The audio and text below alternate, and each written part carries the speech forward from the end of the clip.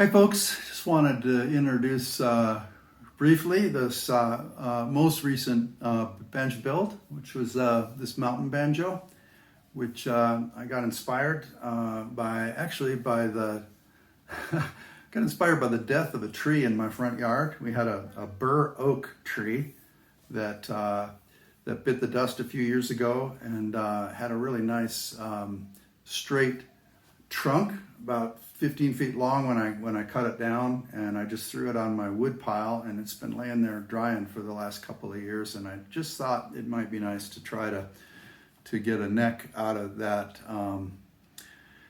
tree. So this first time I've actually started from that sort of scratch, and took a log and cut this piece of wood out of there to make this neck for this mountain banjo, and it came out better than I thought. It was kind of tough to find a piece inside that tree that wasn't cracked and stuff, but yeah, I found a decent piece, and it's just came out really pretty. The pot, I went for sort of a different attempt at making a mountain banjo pot. In most cases, there's a hole in the back of the mountain banjos as a place for the sound to come out. And I was trying to think of a way to get the sound to come out the front, and so I came up with this idea where I cut these holes in the front panel of these three pieces of oak, and the second piece is just like a 1-inch ring that I cut, and then at the bottom of these holes I just sort of tapered them out so that as the sound comes down through this what was a teak bowl that I turned into my pot. I cut some scallops in the bottom of this bowl. This is a wooden bowl, and I cut sort of, in some ways they're reminiscent of the White Lady scallops in the tone ring.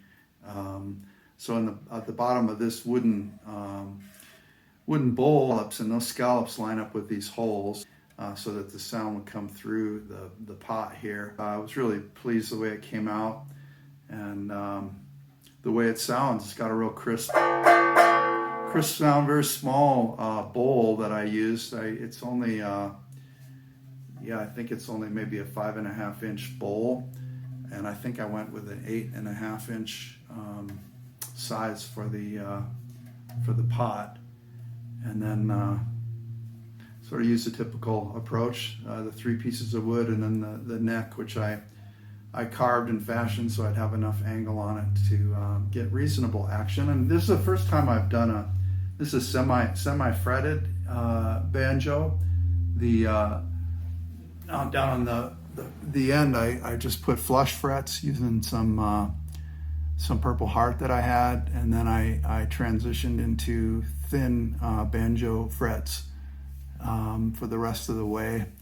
I had a bit of a challenge, which I wasn't expecting, because the transition from the fretless to the fretted is quite sensitive. So I realized that when I first strung this thing up, I had a couple of dead frets in here, because as soon as the string was pushed down, it caught the fret up in front of it. So I had to do quite a bit of filing and sanding down these first 3 frets to give myself enough of a taper, and then I had to actually shoot for a bit of a higher action than I would have really wanted, so that I could get all the notes off the fretboard that I wanted. I think what I learned, and I think is probably what people do that make these sorts of semi-fretted instruments, is they often put a piece of brass or metal or something on these early frets, which I think raises them up to the level of the frets, so you don't have that particular problem.